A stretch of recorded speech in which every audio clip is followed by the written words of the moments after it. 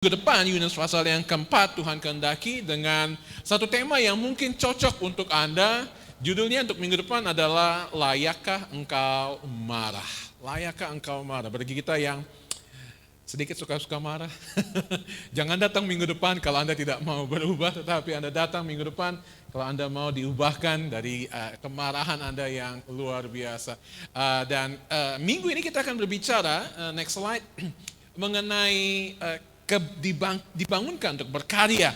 Anda punya buletin ini, dan kalau Anda punya pen, saya dorong Anda untuk menulis sehingga Anda memperhatikan. Saya tahu khotbah saya seringkali membuat Anda mengantuk, sehingga Anda perlu terjaga sedikit-sedikit untuk menulis, dan jadikan ini pelajaran untuk Anda. Dan ketika pulang, Anda tidak ada keluarga di sini, ajar keluarga Anda. Tahun 2007, polisi di Raja Malaysia mengalami satu peristiwa yang sungguh mempermalukan mereka. Jadi ketika itu ada sebuah showroom yang mengalami kemalingan mobil Porsche seharga 5 miliar. Luar biasa. Sebuah mobil ini dengan malingnya sungguh amat canggih, dia keluar dengan santai saja membawa mobil itu dan keluar, dan dia mengendarai mobil itu, tetapi dia lupa. Anda yang tahu di showroom bensinnya nggak banyak. Apalagi mobil Porsche, boros sekali bensinnya. Ketika dia nyetir, habis bensinnya. Dia parkir, dia tinggalkan begitu saja. Pemilik showroomnya menelpon polisi cari dan kemudian menemukan. Polisi mengambil, menderek, membawa ke kantor polisi, ditaruh di situ. Memang maling ini jago sekali. Dia bawa tangki bensin, dia cari dan dia curi mobil Porsche itu untuk kedua kalinya dari kantor polisi. Dan ini cerita nyata, bukan karangan. Anda dapat Google tahun 2007, polisi dikatakan mereka mukanya merah luar biasa, karena kalau mobil dicuri dari showroom masih oke, betul? Tetapi mobil dicuri dari kantor polisi, ini sudah luar biasa sekali. Ada 2 kali mobil itu dicuri. Nah, ketika kita melihat apa yang terjadi dalam kitab Yunus ini adalah seorang nabi yang diberikan kesempatan untuk kali yang kedua, karena ayat yang pertama, datanglah firman Tuhan kepada Yunus untuk kedua kalinya demikian. Anda tahu Yunus, dua minggu lalu kita belajar lari dari hadapan Tuhan. Dan Tuhan memberikan kesempatan yang kedua kepada kita. Anda tahu bahwa Tuhan Allah yang kita sembah adalah Tuhan atas kesempatan kedua. God of the second chance. Tahukah Anda bahwa Allah yang kita sembah, Yesus Kristus yang mengasihi kita, bukan saja Allah yang memberikan kesempatan yang kedua, tetapi Dia adalah Allah yang memberikan kesempatan ketiga, kesempatan keempat, kesempatan kelima, dan seterusnya kepada Anda dan saya. Tetapi pertanyaannya adalah, apakah mungkin ada kesempatan ketiga untuk Anda? Tidak ada yang tahu. Apakah mungkin bahkan ada kesempatan yang kedua? Pada pagi hari ini saya yakin ada di antara Anda yang pagi hari ini datang dengan kehidupan kekristenan yang biasa-biasa saja. Anda dilahirkan di keluarga Kristen dan karenanya Anda berpikir bahwa papa mama saya majelis di gereja, opa saya pendeta, pasti saya juga masuk surga. Atau bahasa kita masuk sorga. Saya orang Kristen yang pasti masuk sorga. Anda tahu itu ya. Tetapi pagi hari ini saya ingin bertanya kepada Anda, apakah Anda sudah sungguh-sungguh menjadi orang Kristen?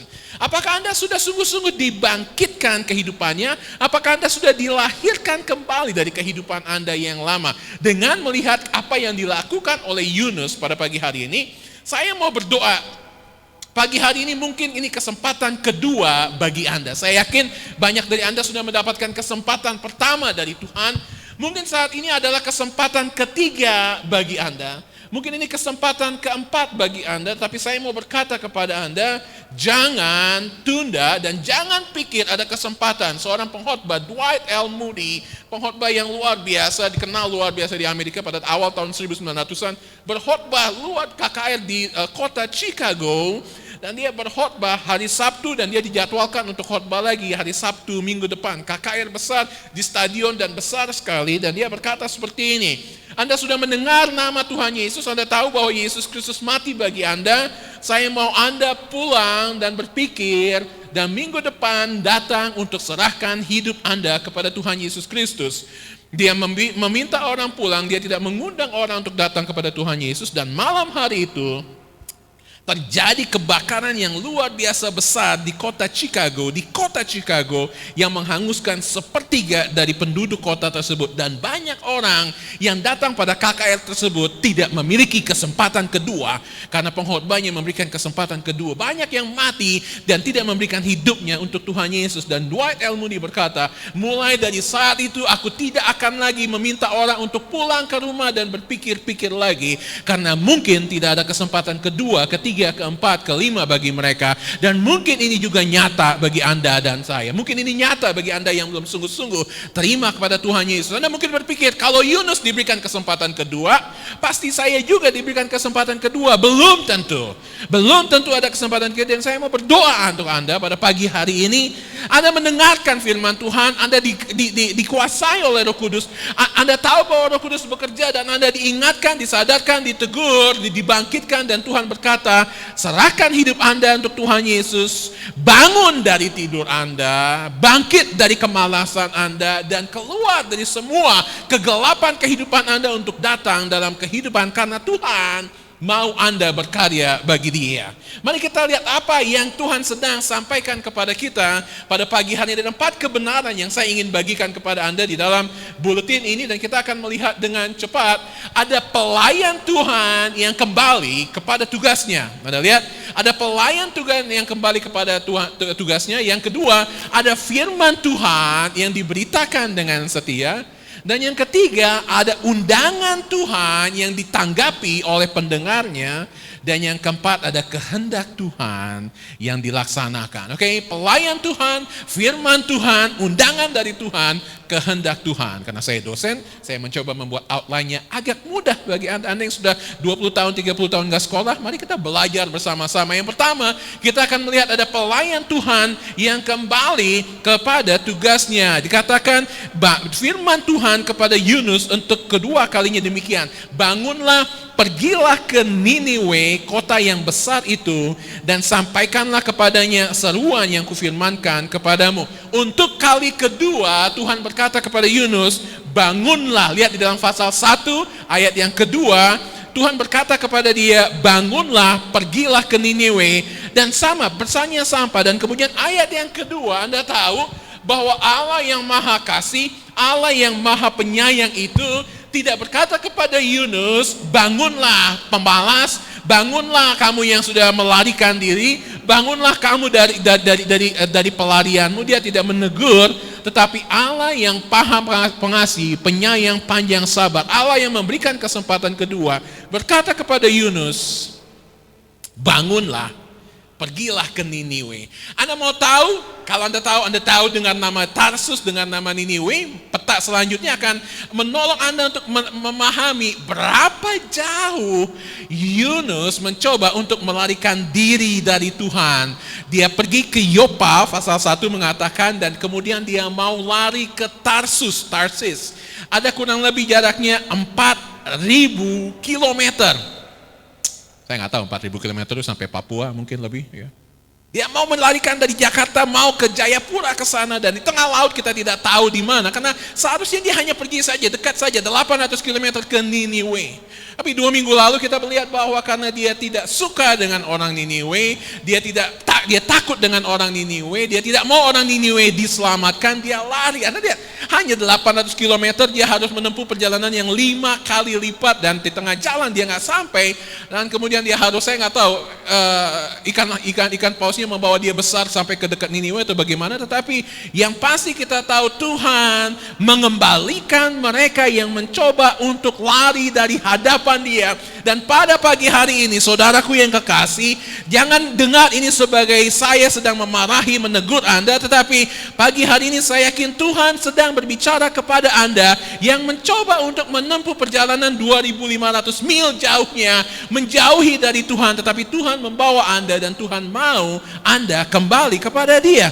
Dan kita tahu bahwa seringkali ketika kita sudah mendapat teguran yang kedua, kita baru tahu karikatur yang seperti ini yang mengatakan, oke, setelah dia keluar keluar dari perut ikan besar itu, kemudian dia berkata, "Oke Tuhan, sekarang saya dengar panggilan Kau. Oh yes God, now I can hear you and I can hear you clearly." Tuhan, sekarang saya mendengar karena Tuhan sudah buka telinga saya di dalam perut ikan tersebut. Anda tidak perlu masuk ke dalam perut ikan sampai Anda mendengar suara Tuhan.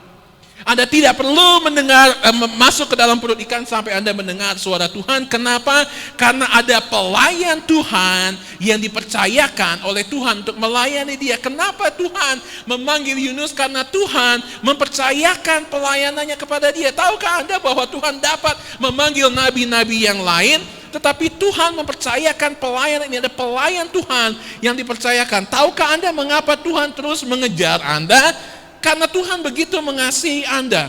Kenapa Tuhan begitu mempercayakan Anda? Karena Tuhan ingin Anda melakukan karya yang luar biasa untuk Dia. Anda tahu mengapa Yunus lari? Karena dia mungkin berpikir dia tidak mampu untuk mempertobatkan orang-orang Niniwe. Tetapi kenapa Tuhan mau dia kembali? Karena ada pelayan Tuhan yang dipercayakan dan ada pelayan Tuhan yang diberikan kekuatan. Anda berpikir, Tuhan, saya sudah melarikan diri dari panggilan Tuhan dan saya nggak mampu lagi untuk melayani. Tuhan, dulu saya menjadi singers di gereja. Tuhan, dulu saya main musik. Tuhan, dulu saya melayani dengan setia di asyir.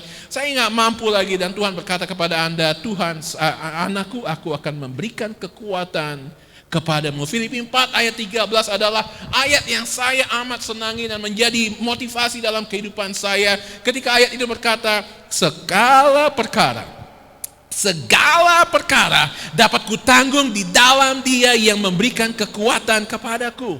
Segala perkara dapat kutanggung, bukan beberapa perkara, bukan 1-2 perkara, tapi dikatakan segala perkara dapat kutanggung di dalam Dia yang memberikan kekuatan kepadaku. Dan memang firman Tuhan itu belum ada pada waktu Yunus melayani, karena ditulis oleh Paulus kepada jemaat di Filipi. Tapi saya yakin Yunus juga memiliki konsep seperti itu, bahwa Tuhan, kalau Engkau dapat mendatangkan angin besar yang luar biasa, ombak yang tinggi, Engkau dapat mendatangkan ikan paus atau ikan besar yang datang menelan, dan kalau Engkau dapat menyelamatkan aku 3 hari lamanya di perut ikan, tentu Engkau dapat menyelamatkan, memberikan kekuatan kepadaku untuk berkhotbah, untuk menantang orang datang kepada Tuhan Yesus Kristus. Ada pelayan Tuhan yang kembali kepada tugasnya. Yang kedua, ada firman Tuhan yang diberitakan dengan setia.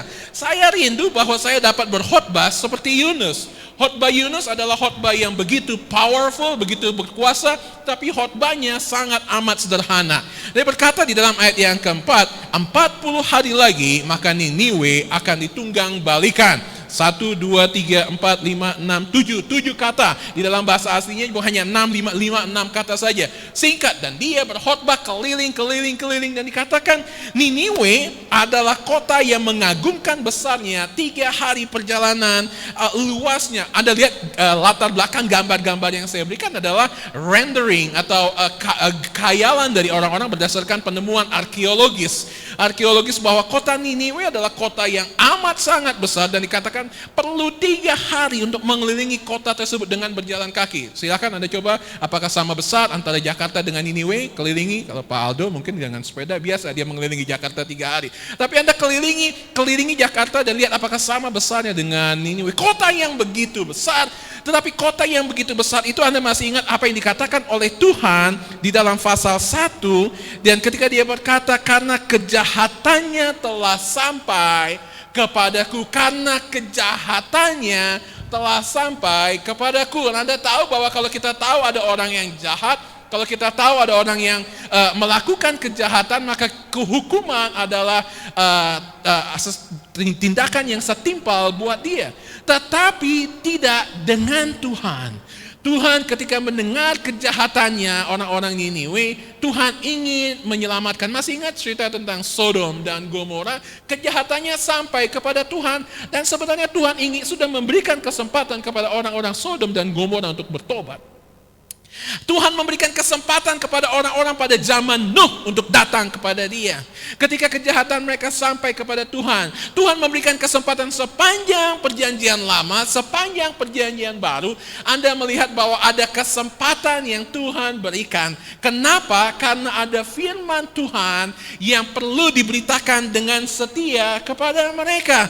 Firman Tuhan ini diberitakan karena firman Tuhan ini berkuasa untuk menyelamatkan. Firman Tuhan ini berkuasa untuk menyelamatkan dan tidak ada yang lain yang dapat menyelamatkan kecuali firman Tuhan. Dan kita melihat ada kuasa di dalam darah Yesus, ada kuasa di dalam firman Yesus, dan ada kuasa di dalam keselamatannya. Dan firman Tuhan ini dibuktikan kebenarannya. Anda berkata kalau Yunus berkhotbah 40 hari, kota Niniwe akan ditunggang balikan. Dan ternyata ketika mereka bertobat, tidak jadi 40 hari ditunggang balikan. Tapi tahukah Anda bahwa firman Tuhan ketika diberitakan, firman Tuhan akan jadi. Kalau Anda melihat satu kitab atau dua kitab sesudah kitab Yunus, Mika, Nahum. Kita belajar sedikit perjanjian lama, nabi-nabi kecil. Anda melihat di dalam kitab Nahum, judulnya saja saya ingin berikan ucapan ilahi tentang Niniwe. Kita penglihatan Nahum, orang Elkos. Anda lihat apa yang terjadi, lalu kemudian Anda lihat pasal yang ketiga. Anda lihat nanti di rumah pasal 1, pasal 2, pasal 3. Singkatnya, 150 tahun setelah Yunus datang ke Niniwe kemudian kembali lagi kepada kejahatannya. Dan Nahum, nabi yang lain datang dan memberitakan kehancuran kota Niniwe. Tepat seperti yang Tuhan katakan 150 tahun sebelumnya.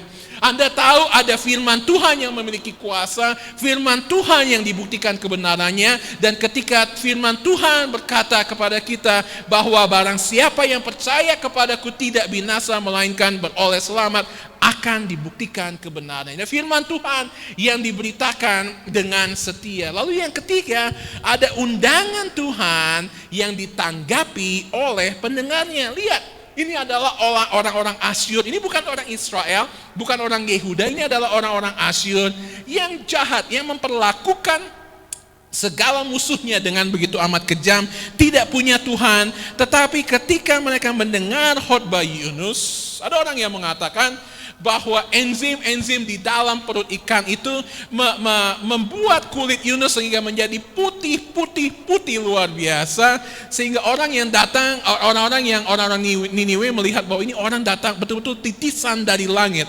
Saya tidak terlalu percaya dengan hal tersebut, tetapi saya menyampaikan informasi. Saya mengatakan bahwa saya yakin mereka datang kepada Tuhan karena ada orang yang datang dari jauh untuk memberitakan kebenaran firman Tuhan tersebut. Dan dikatakan setelah sampai kabar itu kepada raja kota Niniwe, turunlah ia dari singgasana. Yang pertama kita melihat ada undangan Tuhan yang ditanggapi dengan percaya. Ayat 5, orang Niniwe percaya kepada Allah.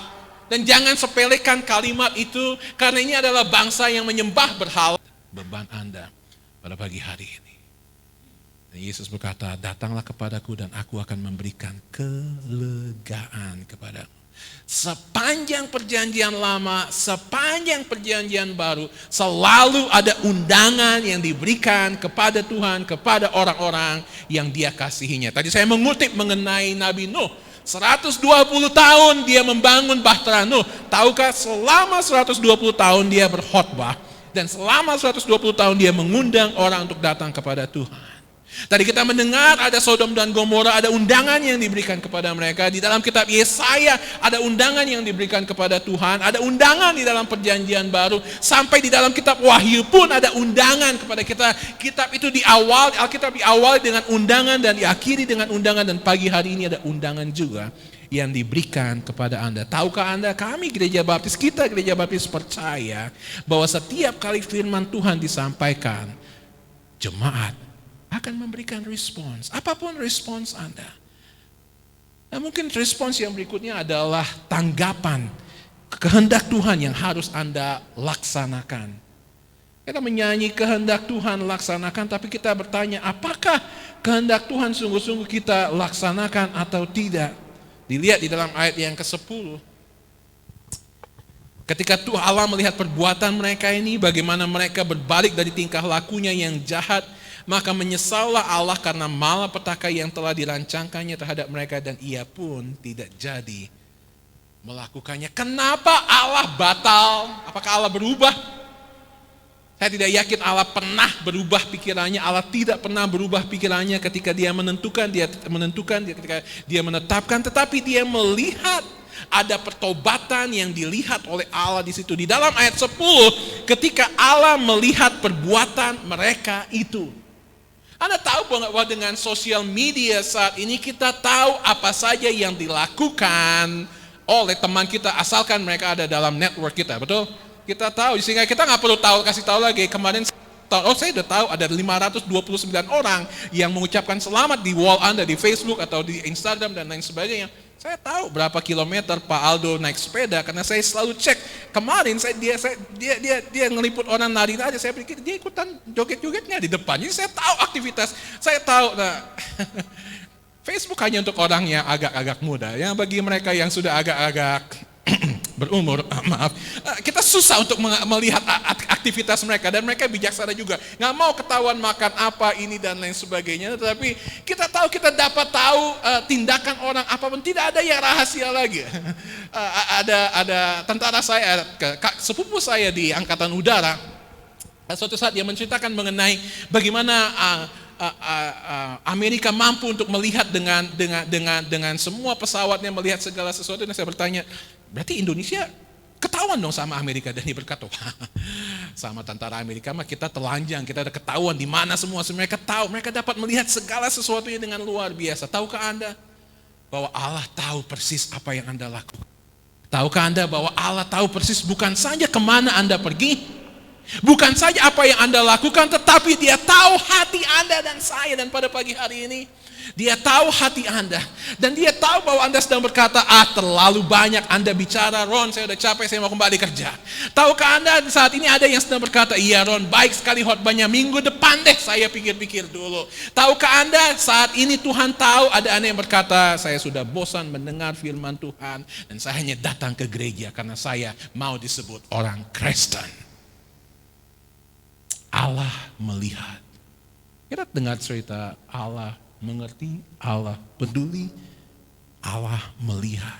Dan yang luar biasa adalah Allah bukan saja melihat kita 21 Maret 2021, tetapi Allah sudah melihat kalau bumi ini masih ada dan kalau kita masih menghembuskan nafas di tahun 2030, Allah melihat apa yang Anda lakukan. Dan tahukah Anda saat ini Allah sedang melihat beberapa dari Anda sedang hidup di dalam kekacauan yang luar biasa di tahun 2025 atau tahun 2024. Dan Dia sedang menarik Anda supaya Anda tidak pergi ke dalam jalan tersebut. Ada kehendak Tuhan yang dilaksanakan karena Allah melihat pertobatan, dan ada pertobatan yang sungguh-sungguh yang dilihat oleh Allah dari mereka. Ada pertobatan yang sungguh-sungguh yang dinyatakan oleh mereka. Tidak banyak yang tahu nama Bruno Frigoli. Tapi kalau saya ceritakan bagian ini, Anda akan melihat, Anda tidak pernah mendengar, saya yakin tidak ada satupun. Saya baru mendengar nama ini ketika saya menyiapkan firman Tuhan ini. Dilahirkan di dalam keluarga militer, ayahnya adalah seorang kolonel dalam Regiment Alpine, Kopassusnya Italia di zaman 1940-an, 1930-an, 1920-an. Bruno kemudian mengikuti jejak ayahnya menjadi prajurit yang sangat amat gigih, dan kemudian dia masuk ke dalam pasukan Alpine ini, dan dia terpilih menjadi bodyguard dari pemimpin fasis terkenal di dunia, Benito Mussolini. Yang mengangguk kepala dan mengatakan ya tahu sejarah, tapi yang lain mungkin tidak tahu. Mussolini, kalau Anda tahu Hitler nomor 1, fasis terkenal nomor 1, dan Mussolini mungkin nomor 2, tetapi mereka adalah penjahat perang luar biasa, dan Italia dibawa dalam kepemimpinan Mussolini sebagai negara yang tidak disukai oleh orang karena paham fasisnya.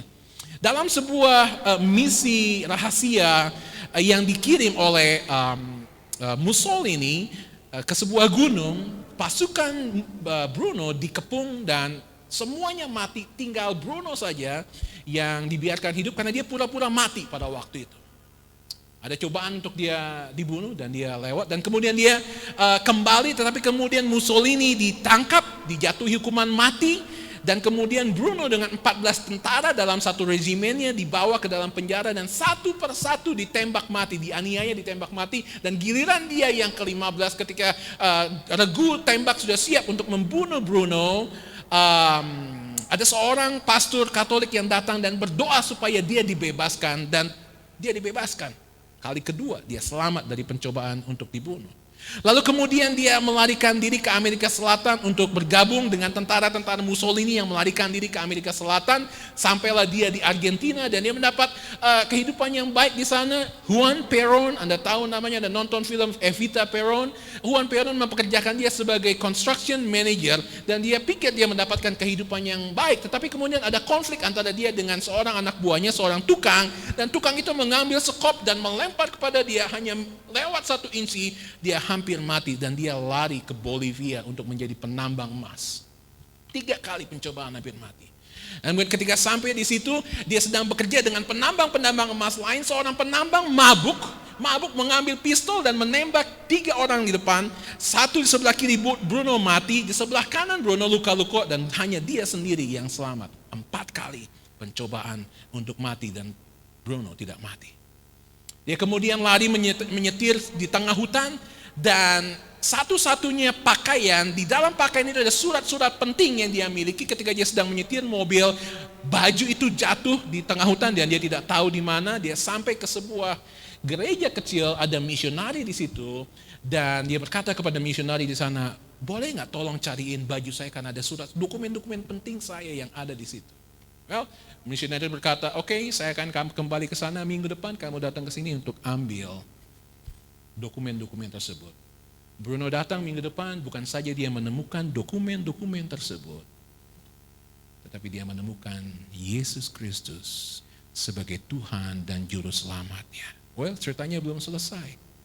Bruno dan istrinya naik mobilnya tergelincir masuk jurang, istrinya mati, tetapi Bruno selamat. 5 kali hampir mati. Dan Bruno tahu ada rencana Tuhan yang sedang dia siapkan untuk Bruno. Bruno kemudian menyerahkan hidupnya menjadi hamba Tuhan, menjadi pengkhotbah terbesar di Bolivia. Menjadi pengkhotbah yang memenangkan puluhan ribu orang di Bolivia. Dan orang-orang datang kepada Bruno karena mendengar bahwa dia pernah menjadi bodyguard dari Mussolini dan berkata, Bruno, ceritakan dong bagaimana pengalaman ketika bertemu dengan Mussolini, ketika bertemu dengan Hitler. Dan dia berkata, ya, saya pernah bertemu dengan Hitler dan saya pernah bertemu dengan Mussolini, tetapi itu semua tidak penting bagi saya. Saya mau menceritakan bagaimana saya bertemu dengan Yesus Kristus Tuhan dan Juru Selamat saya. Saya mau bagaimana saya bertemu dengan penginjil-penginjil yang mengorbankan dirinya untuk memenangkan puluhan ribu orang yang lainnya. Saya mau menceritakan bagi Anda bagaimana surga disiapkan bagi mereka yang mau percaya kepada Dia. Dan pagi hari ini, mungkin ada di antara Anda Bruno yang baru. Mungkin ada di antara Anda yang Tuhan sedang selamatkan 3 kali, 4 kali dari hampir mati, hampir kecelakaan dan lain sebagainya. Dan Tuhan berkata, sudah berkali-kali aku datang kepadamu tetapi engkau menolak, engkau berkata nanti, engkau berkata tunggu. Dan pagi hari ini mungkin Anda datang dan Anda dibangkitkan, dibangunkan untuk berkarya bagi Tuhan Yesus. Dan ketika Tuhan datang, sama seperti ketika dia datang kepada Yunus untuk kedua kalinya, dia berkata kepada Anda, saudaraku, untuk kali kedua aku datang kepadamu dan aku berkata, bangun.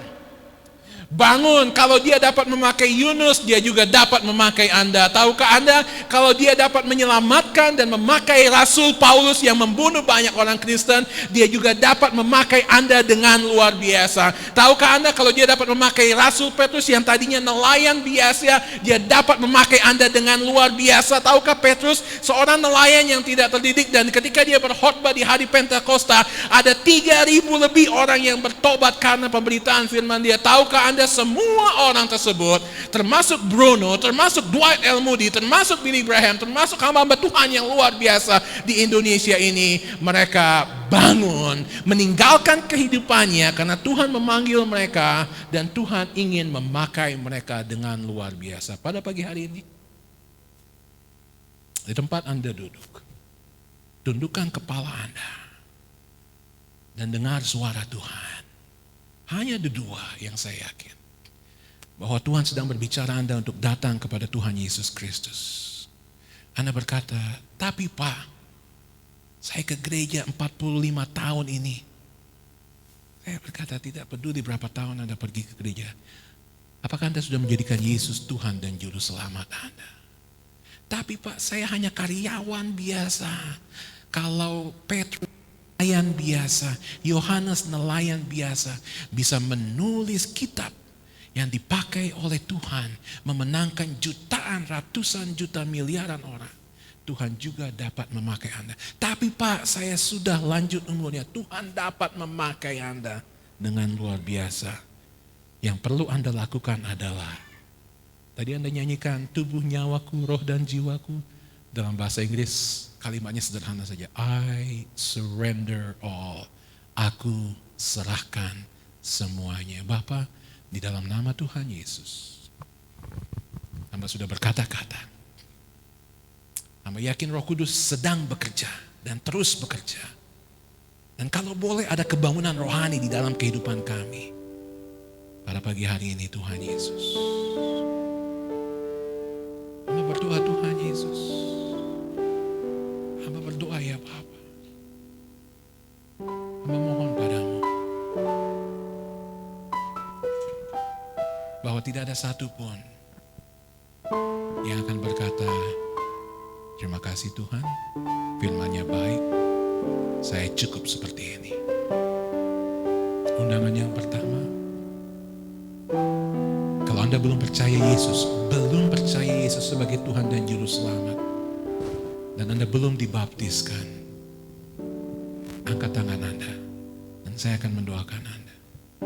Pagi hari ini, kalau Anda mau menyerahkan hidup Anda berkata, cukup. Bertahun-tahun saya pergi ke gereja tapi saya tidak memiliki Yesus. Saya punya agama tapi saya tidak punya Yesus. Di tempat Anda duduk, sederhana, angkat tangan Anda. Tidak usah tinggi-tinggi. Sedikit saja hanya saya membuka mata dan saya melihat Anda. Saya akan mendoakan Anda. Ada yang mau datang, Tuhan, saya seperti Yunus. Saya seperti Yunus lari dari Tuhan. 5.000, 10.000, 20.000 kilometer. 5 tahun lari, 10 tahun lari, tapi saya mau kembali kepadamu. Ada yang datang, Tuhan, saya udah lama gak baca Alkitab lagi. Tuhan, terakhir saya renungan adalah tahun 2000. Tuhan, terakhir saya sungguh-sungguh menyembah Tuhan adalah 5 tahun yang lalu. Dan Anda mau kembali kepada Tuhan, silakan angkat tangan Anda dan katakan, Tuhan, cukup, saya lelah berlari, saya capek.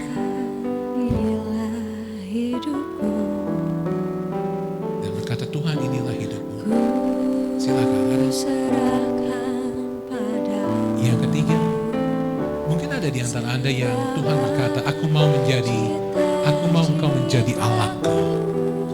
Engkau sudah punya pekerjaan yang baik, engkau punya karir yang baik, keluarga yang baik, dan sekarang aku mau engkau menjadi hambaku. Aku mau engkau melayani aku sepenuh waktu seperti Bruno Frigoli. Aku mau engkau melayani Tuhan sepenuh waktu seperti hamba-hamba yang lain. Di tempat Anda duduk, silakan. Saya tidak akan berlama-lama. Silakan. Apapun pergumulan Anda, dibangunkan untuk berkarya. Apakah Anda mau berkarya bagi Tuhan? Apakah Anda mau berkarya buat Dia di tempat Anda duduk?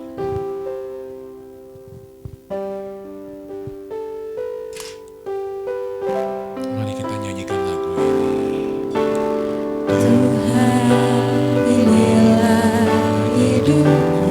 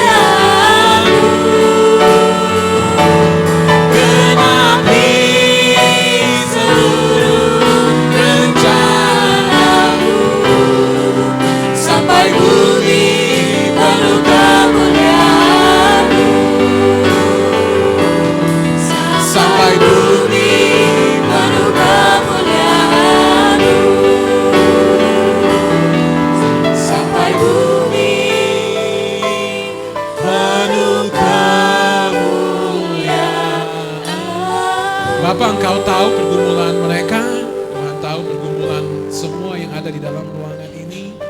Dan hamba berdoa Tuhan, kalau ada di antara mereka yang masih mengeraskan hati mereka, masih ragu-ragu, hamba berdoa mereka mau datang kepada hamba-Mu dan berkata, Pak, saya takut tadi untuk mengambil keputusan. Saya malu di depan banyak orang, saya mau bicara pribadi. Hamba berdoa Tuhan berikan kesempatan buat mereka. Dalam nama-Mu kami berdoa dan mengucap syukur. Amin. Silakan duduk. Bang Sony tolong putar video yang kita sudah siapkan. Anda tahu bahwa saya percaya, saya amat sangat percaya dengan doa. Oleh sebab itu ketika waktu ini yang dipercayakan kepada saya ingin kita semua menjadi pendoa-pendoa. Saya tahu Anda sibuk, demikian pun dengan saya. Tidak ada satupun dari kita yang tidak sibuk. Saya berkata di Jakarta pun gembel dan pemulung sibuk. Tahukah Anda para pemulung di Jakarta, karena kami di Bintaro melayani pemulung, tahukah Anda di pemulung di Bintaro mereka keluar jam 7 pagi, pulang jam 7 malam, dan setelah itu mereka masih bekerja lagi membereskan tangkapannya. Jadi mereka bekerja mungkin 12 jam, itu pemulung. Jadi saya berkata kepada mahasiswa saya, jangan ada yang berkata sibuk di Jakarta, malu untuk berkata sibuk, semua sibuk, gembel dan pemulung pun sibuk. Dan saya ingin Anda melihat video ini untuk Anda tahu bahwa kita mau sungguh-sungguh menjadi pendoa-pendoa.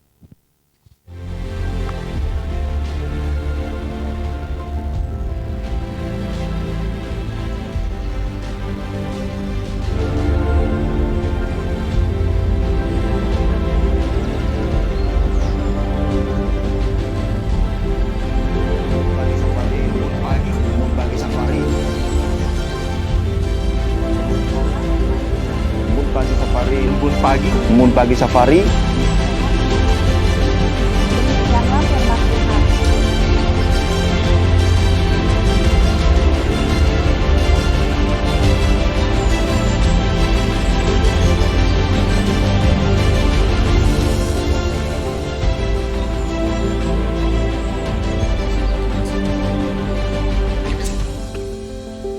Sabtu jam 5 pagi. Tim gereja ini bekerja keras. Anda lihat video tadi? Kami bekerja keras karena kami mau membuat satu program yang baik. Yang tidak hanya sekedar biasa-biasa saja. Dan terima kasih gereja yang mendukung dengan pendanaan dan lain sebagainya. Jam 5, nyalakan YouTube Anda sambil Anda siap bekerja, sambil Anda masak, silakan. Karena ada pembacaan Alkitab, ada pujian, dan makasih Masio dan yang lain kita pilih di mana-mana. Baik sekali, kita diberkati dengan pemandangan yang luar biasa dan kita ingin sungguh-sungguh program ini menjadi berkat untuk Anda. Karena saya pribadi yang mengkoordinirnya, saya sudah sangat diberkati 3 minggu ini. Dan saya yakin Anda pasti akan diberkati ketika Anda berdoa, entah jam doa hari Rabu atau saat ini. Jadi undangan ada banyak sekali kegiatan dan kita akan berdoa pada pagi hari ini. Minta Anda untuk sungguh-sungguh dikuatkan, nyalakan Zoom. Kalau Anda tidak ada pulsa, datang ke ruang serbaguna, boleh Pak ya, datang sini kita dan berdoa di sini, nyalakan Zoom sini atau ke saung di sana. Ada kopi betul Bu di sana Bu, ada kopi yang disiapkan, ada sarapan di saung jam 5 untuk Anda yang mau berdoa di sana. Dan saya yakin Anda berdoa. Kalau Anda datang berdoa 1 bulan dan Anda berkata, kok saya nggak diberkati? Anda datang kepada saya dan kita lihat, mungkin ada sesuatu yang salah dalam kehidupan Anda. Saya yakin Tuhan akan memberkati Anda. Bapa, di dalam nama Tuhan Yesus kami mengucap syukur untuk saat beribadah pada pagi hari ini. Mengucap syukur ya Bapa untuk segala sesuatu yang boleh kami nikmati. Terutama anugerah Tuhan, keselamatan yang Tuhan berikan. Terima kasih untuk worship team, terima kasih untuk elders, terima kasih untuk ushers, terima kasih untuk multimedia, sound system. Kami berdoa Tuhan berkati gereja kami, dapat terus melayani orang, menjangkau orang bagi Engkau ya Bapa.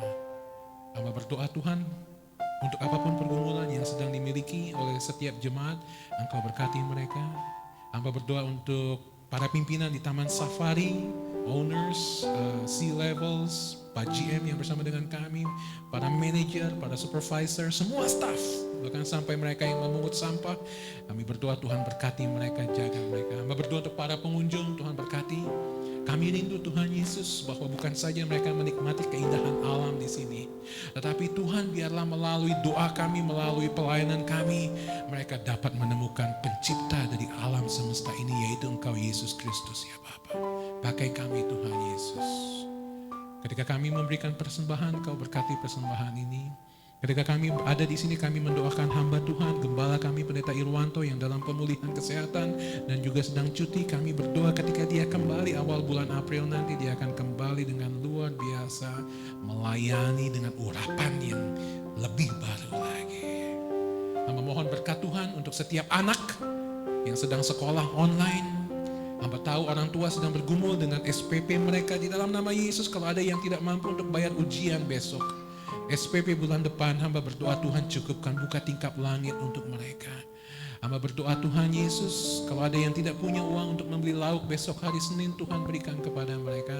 Kalau ada yang sedang bergumul dengan sakit penyakit, di dalam nama Yesus Tuhan sembuhkan. Kalau ada saudara mereka yang sedang sakit karena COVID, Tuhan Yesus sembuhkan. Saudara kami Maksi, Tuhan sembuhkan dan Tuhan berkati. Akhirnya Bapa, di dalam nama Bapa, di dalam nama Allah Anak dan di dalam nama Roh Kudus, kami mengucap syukur dan kami berdoa meminta berkat Tuhan sampai kami kembali bertemu dengan Engkau di surga yang bermai. Di dalam nama-Mu Tuhan Yesus kami berdoa dan mengucap syukur, dan semua berdiri dan kita akan nyanyikan lagu ini.